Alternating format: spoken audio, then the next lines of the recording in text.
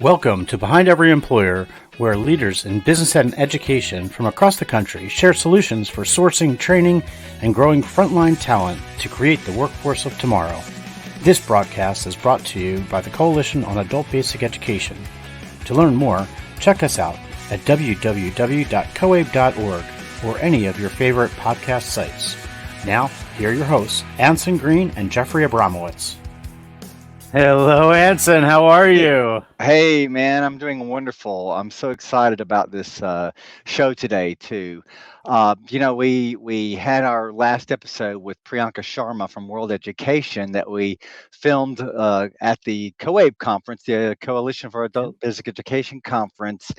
And I was thinking to myself, that kind of was a new venture for us in some ways because we really were focusing dead on with educators. And, we spent about a year and a half, first 1.5 seasons of this podcast really focused on the employer and, organizations working with employers, which is behind every employer. We were really talking about that frontline workforce. But we started to really see that community was interested in education more and more. And the educators, of course, are very interested in what employers had to say. So I love that with Priyanka, we kind of started bridging into more education space and education, only space with no employer guest on, because I think it brings a lot of value for the educators, but also for the employers listening that are looking about what's going on cutting edge in the education space. And Priyanka did such a great job of, giving us the whole ed tech digital landscape of what's happening for entry level and low skilled adults. And she talked a lot about artificial intelligence and generative AI, and I think we can't go 20 minutes without hearing something about that or reading something about that online.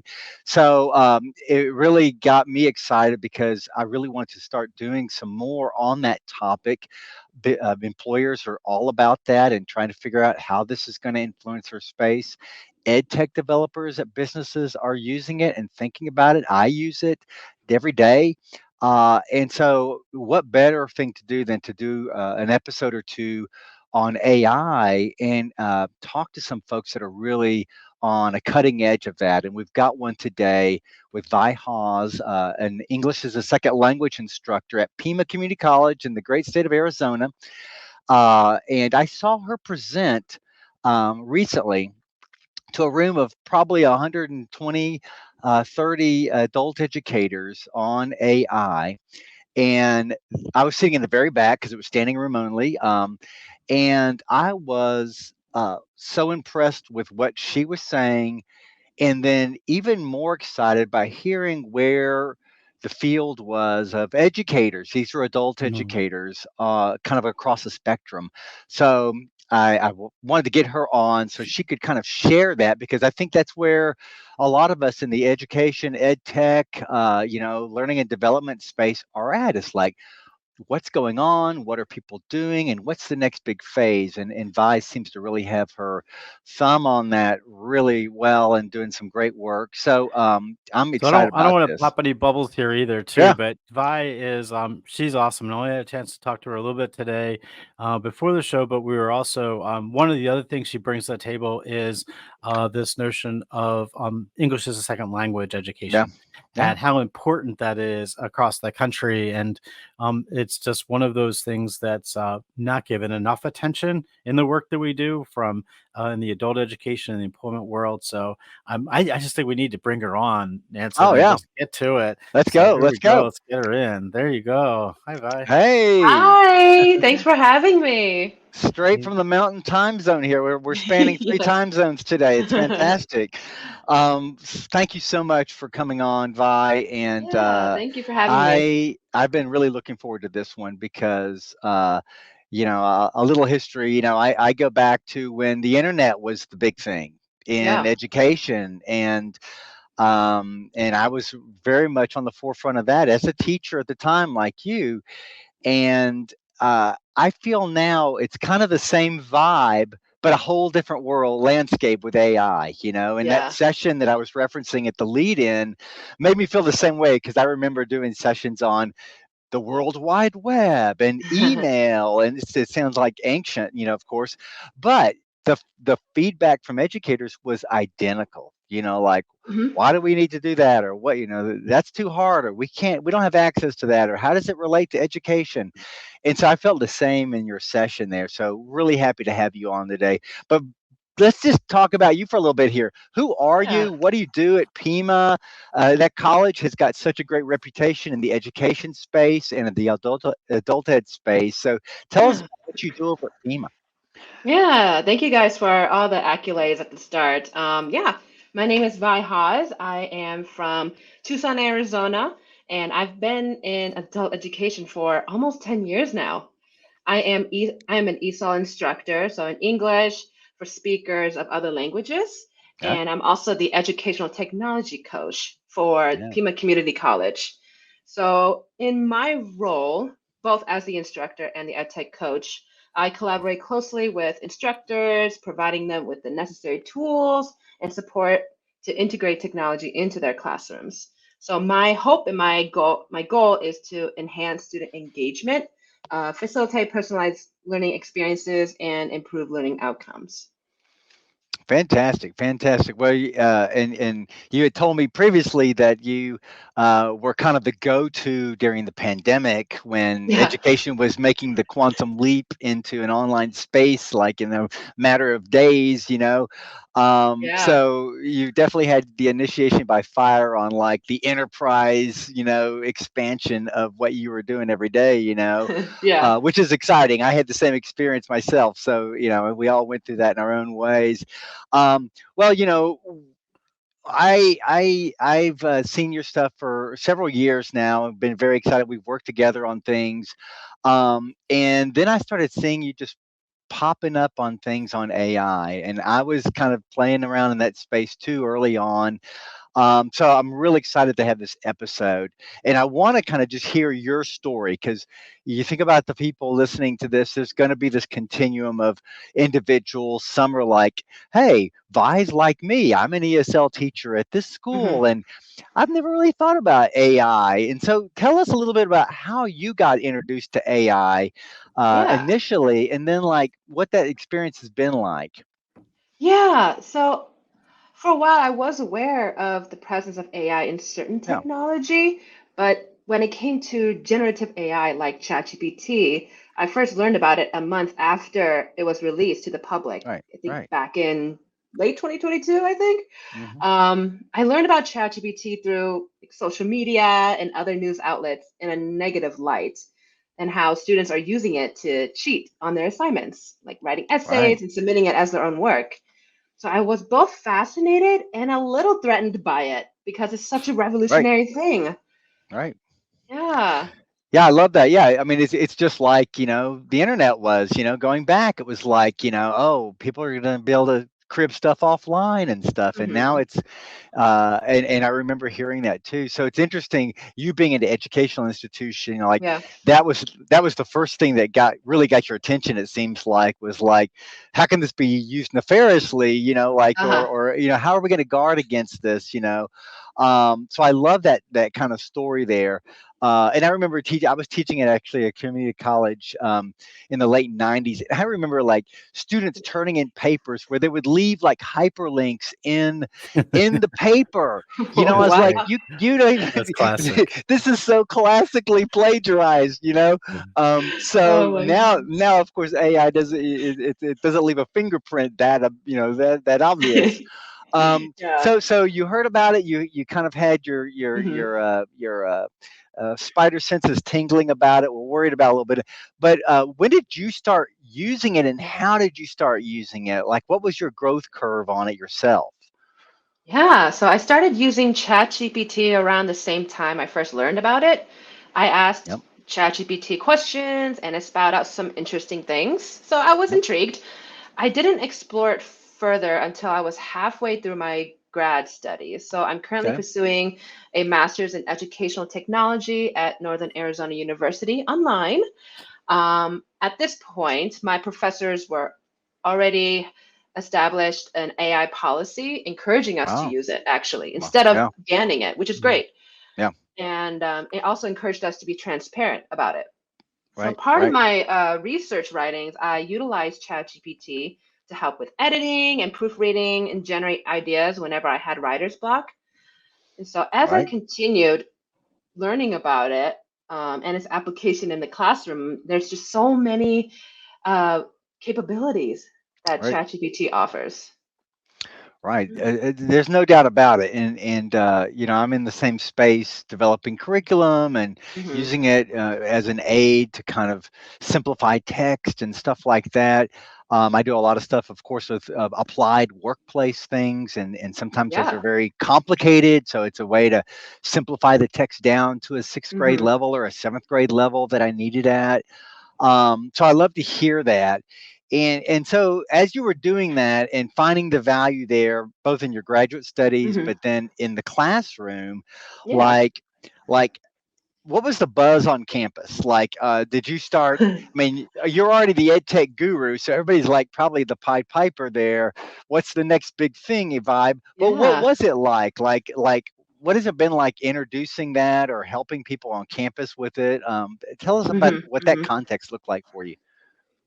Yeah. So it was around the same time I was exploring it, I brought it up with the instructional leadership team Right. and just sharing bits and pieces of what I've learned. And yeah, a lot of the leadership were interested, but that didn't seem to be urgent, Hmm. to really Yeah. dive into what ChatGPT can offer.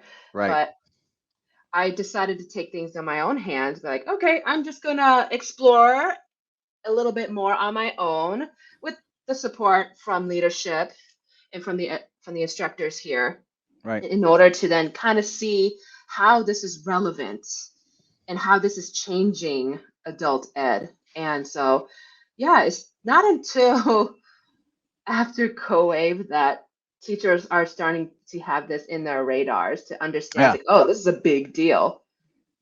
Yeah. So this conference, COABE, that she referenced, I've gone every year for many years, and it seemed like it was just this watershed moment of sessions on AI, and that just warmed my heart, and that's how we, pulled Priyanka in to talk to her because her team was leading a lot of those sessions. Hmm.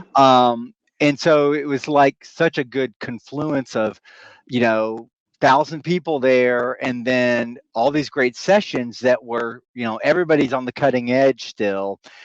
Your session included, that's what got me so inspired. Um, and so going back on your campus, like Hmm. I think one thing too, like you being like this maverick in it at Pima, I'm sure there are other people in the college that are in the IT department, those folks that swim in that space all day long. They're probably like, who's this ESL teacher out there, like doing all this stuff on AI? Like she's in our space. Like we're the ones doing this stuff. I mean, I felt like I'm that not when that, trying to take up the spotlight or anything. but I I'm but just one to learn. I love that because that it's not unlike other circumstances where like the most kind of unlikely people end up really jumping out there and seeing the value in something. Hmm. And I think that's fantastic. You had referenced in your graduate studies, and I was going to pursue this, that you had a policy in your graduate Hmm. studies, and so I want to hear a little bit about like what are the policies that you're seeing, or do you have one at Pima? I don't know. Tell us Yeah. about that because I'm not even sure what a college policy on AI would be and have in it. Yeah. So for Pima Community College on the credit side, with all the associate's degree Yeah, programs, yeah, they have an established policy on their syllabi. So teachers are supposed to put some sort of AI policy, got it. either encouraging students to use it, guiding students on how they can use it as part of their learning process, or restricting the use, right? So Yeah, the teachers have that choice, that flexibility.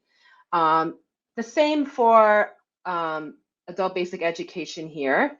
I encourage teachers to be transparent and set clear expectations on how they want AI to be used in the classroom, whether right. they use it or not, right? Just to also lower the possibility of just like copyright infringement or cheating or Right. plagiarism, things like that. Yeah. So like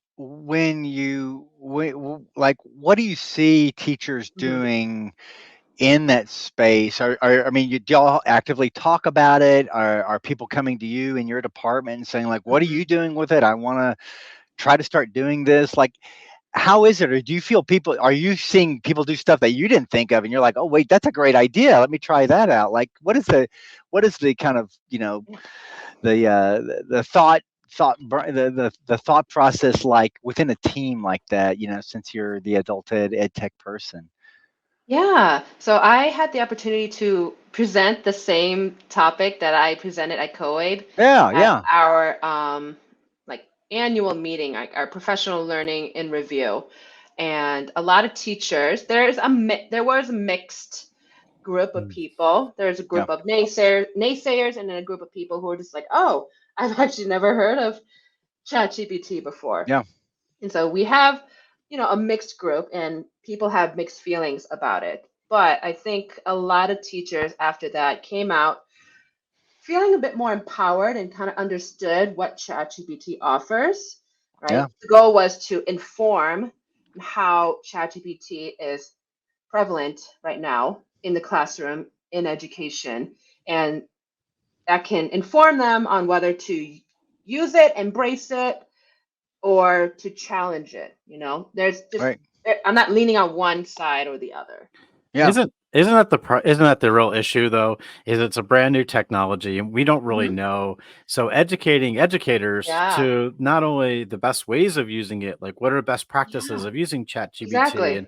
and Yeah, I think so. I've heard a lot, and it's a great conversation. I'm kind of sitting back here saying I got so many questions going through my head, but the biggest one is, and I keep hearing in the field, even from staff that I have, which is really the pushback, which is, and it's really an education. It's sharing the benefits of it. Cause I think for the longest time, this was introduced into our society as a very negative thing.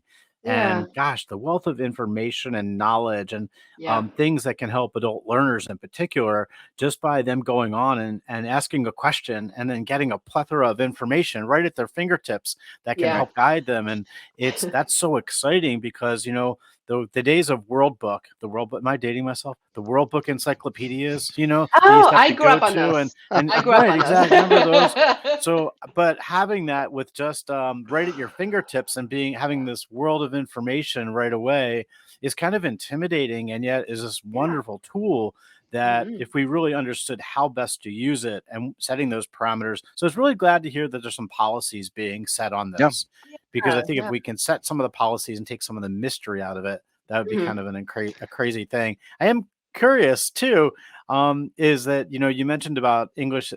English is another language, and your Yep, instruction in there. yep. Um, I'm curious. ChatGPT, you could do it in any language in the world, I imagine. Correct? For the most part, yeah. I mean, I haven't tried other languages. I've had students explore in using it in their own language. I've had students use it in Mandarin, in Hmm. Ukrainian, Spanish. They're like, yeah, that's Cool. pretty accurate. Very cool. Yeah, That's I think fantastic. yeah, it goes far beyond English, I'm sure. Yeah, Oh yeah, yeah. absolutely. So you mentioned like the teachers and the kind of different spectrum of Hmm. engagement with it right now, Yeah. and I felt that in your session at the conference that we saw you at, that I saw you at. So like, what are you picking up in terms of like that spectrum? Hmm. Are most educators worried about it, indifferent, skeptical, excited? Like, is it a good fair mix? Like, where do you feel like the balance is? Yeah, just coming from the presentation at CoWave, yeah, I felt like I had a sense that there was a good mix of all those Yeah. feelings. Yeah, when it comes to integrating ChatGPT, there are varying opinions. Like some are Yeah. excited about the prospects of it, while others are concerned about the potential negative impact it could have on education. Yeah. And there are those who are indifferent towards the realm of AI and believe that this is just a passing trend.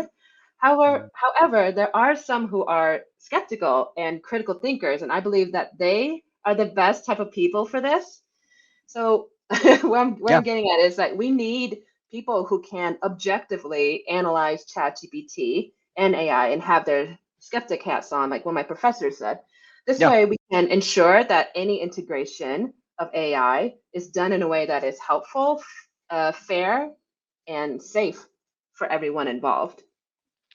Right, right. It seems like having that kind of skeptical, kind of objective Hmm. lens is really important because you've got the maverick maniacs like some of us on this podcast that just jump in headlong, but you need some tempering influence sometimes out there. I Yeah, totally sure. agree. So one thing I want you to take us through like a day in the life of Mm. Vi with AI, and uh, Hanson, you've I don't know got if we have enough time for that, but we can give it a yeah shot. yeah. I'll keep it brief. I'm gonna give her the assignment so she can tell me. I want to hear like you know. All right, so you're gonna do some lesson planning. You're gonna do some Hmm. new stuff. Hmm. You've got some new objectives in your program, or maybe the state has got a new objective they want ESL across the state of Arizona to be accomplishing, Hmm. and that means a lot of lesson planning, exploration, all that kind of stuff. Yeah, yeah. So tell me like, all right, you wake up in the morning and like you go to your inbox and you see this new objective and it's by July 1st, we need to have, you know, 20% of more of our lessons include this new topic or whatever it happens to be. Yeah, yeah. But tell us, like, how would you tackle something that maybe you don't know much about? You've got to incorporate it Hmm. and turn it into lessons. And, you know, all of us on this call have done this, by hand and by just pulling our hair out. And it takes days or weeks and a lot of Yeah. cussing and discussing to get there. But now, with AI, tell us what the process, like, what does your process look like? Oh man. Well, try not to panic at first. Yeah. And then second, yeah, I would use ChatGPT as kind of like a supplemental tool, Yeah. right? And so here I would go on and put in some prompts. It's like, hey, I need to create lessons for this particular topic. Here's the length. These are the students that I'm serving. These are like their proficiency levels, trying to give as many details as possible without infringing on like, you know, any privacy issues and stuff Right. like that, right? And so after I do that, I'll see what ChatGPT comes up with. Sometimes ChatGPT gets it right the first time, but most of the time you have to try again and again until you get what you want. Yeah. So that's just rewriting the prompts, trying to get ChatGPT to get what you want. And what helps with is that I would try to reference like a previous curriculum or something that Mm. I remembered structuring and be like, okay, use this structure here, you Yeah. reference this text or whatever, and then come up with something Got from it. this, right? Got it. So you said something in there that I think is the critical element of being a savvy Hmm. uh, ChatGPT or generative AI user, and it's the prompt. Yeah. And I realized, I was making my prompts like pretty simplistic because I was, uh, I wasn't sure how smart generative AI was. So I wasn't trying to challenge it too much. Um, I but see. I was really underselling what it could do. And so I actually took a Yeah. LinkedIn learning course on writing prompts. Hmm. Oh, wow. And yeah, and it helped me tremendously to kind of get away from having to tell ChatGPT like nine different things to get my answer and just writing them all into one prompt. Yeah. Hmm. Hmm. And I love your example of like saying, this is the format that I want it in, Hmm. 5 bullets or whatever it is. You can just tell it that. So I think that's the piece that the more people spend on writing, learning how to write ChatGPT prompts. I'm sure like just YouTube is full of this stuff. Like I said, I took Yeah. a Oh course on yeah. LinkedIn Learn. It's just everywhere.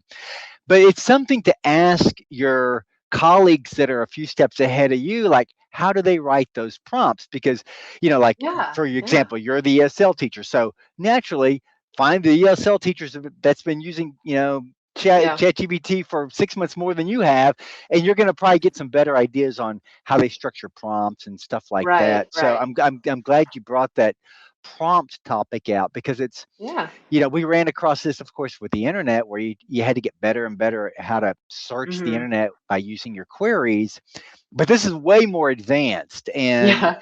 you can, you can't put like a whole paragraph prompt into your Google search engine and get much No. out of it, but you can in ChatGPT or, Yeah. other generative Yeah. AI engines. So I, I I'm love It takes that a lot about of it. practice. I am Yeah. curious though, Vi. I think some of the fear out of all of this is the notion that ChatGPT does actually critical thinking and is going to Okay. replace humans. And the truth is that this is really just an encyclopedia, an intensive one, super duper steroid encyclopedia of information from around the world, like every nook and cranny.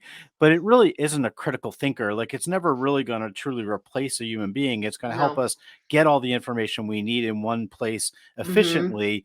But when it comes down to critical thinking and being creative and innovative, that's something that the human mind has mastered. That's something that we Yes. do as individuals. Definitely. I think there's a Yeah. big misconception of that. Like we I can Yeah. it put this in and all of a sudden they're going to create the perfect device that does this. right. No, it's going to give you information Yeah. that will, that'll guide you there, right? Yeah, you had Right. said something, Vi, that made me think about that too. Because, like, and this is, I could see this being so useful, and it's actually how I use it sometimes. When you're stuck on how to get started on something, and you've Hmm. got like this hodgepodge of ideas, and you just needed to be a thought partner to kind of throw things out there, Yeah. and research things and stuff like that. And I love that idea of it because it is good as a sounding board. Hmm. And you may have, I find myself in this space all the time because I am often working on workplace applications that I don't know much about myself. Okay. But there's a huge body of information out there on it, and so I can ask my kind of pedestrian prompts to start getting this idea of like what is this Yeah. and what does this machine do, or how is this being used in industry or Right. whatever, Yeah. and it gets me to start finding my compass direction, and then I can start writing better and better prompts at things. Yeah. um, Yeah. Interesting. Yeah. So I think that's just an area that's just always going to be growing. Hmm. And, those of us that use it, I think sharing those little bags of tricks, like I've got, a Word documents full of prompts that I use, that are, Yeah. it worked in the past, it'll work again, and I don't want to have to rethink it, Yeah. Right. but Right. you do want to innovate on it too. Hmm. Um, all right. Well, this has been great. I want to kind of wind up here so we can get to our lightning round. But let's talk about the field of education and really adult Hmm. education in general. How do you feel it's being supported nationally? Hmm. And then on your own campus, how do you feel like AI is being supported? Because, it's not something where there's Hmm. decades or even years of professional development around this topic. So talk a little bit about that for the educators out there that are listening and saying like, you know, how do I find out more? How will I get supported? Yeah. What's your experience been? Yeah. I mean, when I first discovered and learned more about ChatGPT, there were universities that are cracking down on students using ChatGPT Yeah, and even banning it because they didn't fully understand the technology. right, However, as we've gained more knowledge and understanding of AI and its applications, people I've seen have become more open to its use, leading to more research and development. And, companies and organizations, even outside of OpenAI, who created ChatGPT, are creating their own AI tool, right, right? And so this is why you now hear less about universities banning ChatGPT and more about its potential benefits. right. So I think in adult ed, I feel like they're exploring the use of AI to improve the learning experience for students. So I feel like educators require more opportunities to learn about AI tools, such as ChatGPT, and this can be achieved by providing professional development that focuses on training in AI and its classroom applications. Teachers can attend conferences like COABE, where they can learn about AI and its impact. This will help teachers leverage these tools and then to ensure their students receive the quality education that prepares them for the future. So there is one resource that I found. So did you know that Google offers a free 2-hour course called Generative AI for Educators? This recently came out, which Really? is specifically designed, yeah, for teachers. So the course covers the fundamentals of AI, how to use it responsibly and ethically, as well as how it can be applied in various contexts. So this course provides insights on how to write a prompt and how to incorporate AI into instruction and in their everyday tasks. So I think Right. that's one resource that teachers can take advantage of, right? That's great. I have to Yeah. Yeah, I take was that. Yeah, and we've been, I mean, I feel like we've been so fortunate in adult education because of the aforementioned World Education and Priyanka Sharma and Rachel Riggs. Yeah. And those folks have been so leading edge on this topic. You know, they had the Camp GPT last summer, Yeah. really just all kinds of ways to, I mean, that was last summer, and here we are creeping into the new summer. You know, I mean, Yeah. like it seems like things have accelerated so much, and that's adult ed, that's sometimes people perceive as the little engine that could, and it's like, no, we're on the front of it. I mean, I love that. I feel like we've been so well supported and have good Mm. peer networks, and you know Yeah, yeah, um, you definitely. know the conferencing and stuff on it has been really strong. So I'm just so excited about that. So I think we're ready for our lightning All round right. there. Jeff, All take We're right. us gonna take a out break. for So I gave Vi a heads up that when we come back, we're asking her for her lightning bolt, her one thing that she wants the audience to walk away with today that strikes them with the lightning bolt they'll always remember. So we're gonna take a quick Okay. break. We'll be back in 1 minute.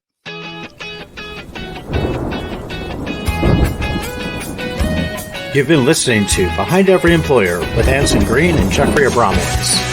It's one thing to talk the talk, but in the lightning round, which is coming up, we walk the walk with action steps. You can listen to Behind Every Employer podcast on YouTube, Spotify, or find us on your favorite podcast vendor. We are back. we're back. All All right. Lightning right. round. My favorite part of the show actually is the lightning round. I'm not sure if I like just the commercial, like the interlude that leads up to it, or actually what comes out of it. But we're gonna see. Who wants to Yeah, kick us off for our I'll, lightning round?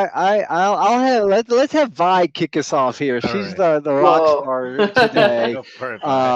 and like give us your call to action there, your lightning bolt for the audience. Like, what should they be doing or thinking about after watching you today?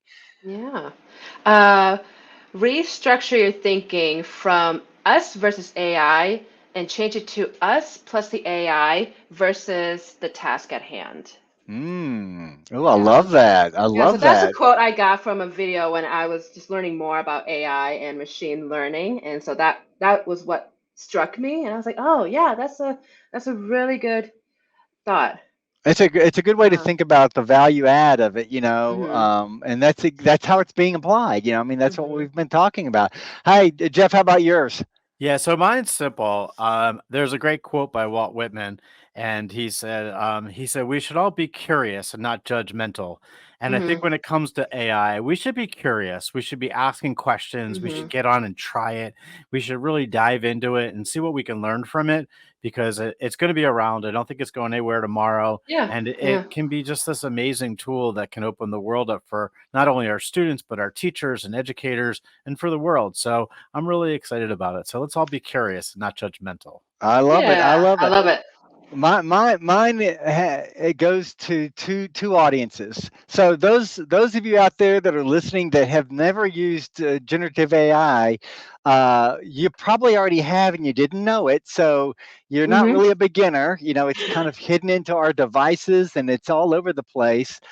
So open up an account and start trying it out, Yeah. And then on the other side of the spectrum, the experts out there, the ones that are the leading edge, um, do what you can to promote learning how to write and promoting prompting for educators and learning and development specialists, because that's how we really get this to the next level of application, Yeah.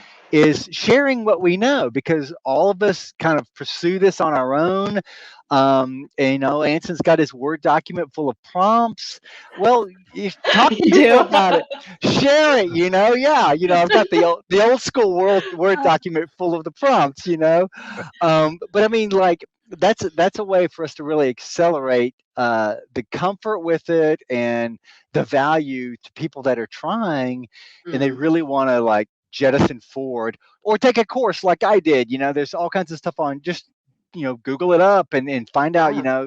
writing good prompts for educators in ChatGPT or something. So I think there's all kinds of spectrum of folks out there, but open up an account if you don't have one, and give it a shot, because I can't imagine you're not going to find some value in it immediately. Yeah. I'm just excited. We're thrilled to have you today Yeah, thanks, on the buddy. Yeah. Thank podcast. you for having me. It was so much Yes, if fun. you're making us proud in adult ed by, I just love the Mavericks out there on the tech side, and we've got so many of them. And it's really put us in a great place as a field. And for me working in the private sector with businesses, they're all looking around, and I can tell like learning and development specialists in companies often aren't in that network. I'm not want to knock them or anything, but they're not sometimes as scrappy and innovative as we have to be in adult education. We're really kind of like just out there ready to try something new, and so I'm always encouraging them to get out there and see what's going on too, and to not let the cautious side of the way of doing things take hold, because there is that adventure piece that really makes education great. Good stuff. Yeah. Good stuff. Anson, it's always a pleasure. Vi, Yep. thank you so much for being on Behind Every Yeah. Employer. Thank you. You're a pleasure, and can't wait for this to air. We'll make sure we get it out there. And Anson, looking for our next journey together. Oh, we got a good one. Yeah, don't worry about it. We do. All right, everybody. We'll see you soon. Bye. Bye. You've been listening to Behind Every Employer with Anson Green and Jeffrey Abramowitz. If you like the show, please follow us and tell your friends and colleagues. This broadcast has been brought to you by the Coalition on Adult Basic Education. You can find us at www.coabe.org. You can listen to us on Spotify, YouTube, or on your favorite podcast site. If you'd like to be a guest on Behind Every Employer, please contact us at behindeveryemployer@coabe.org.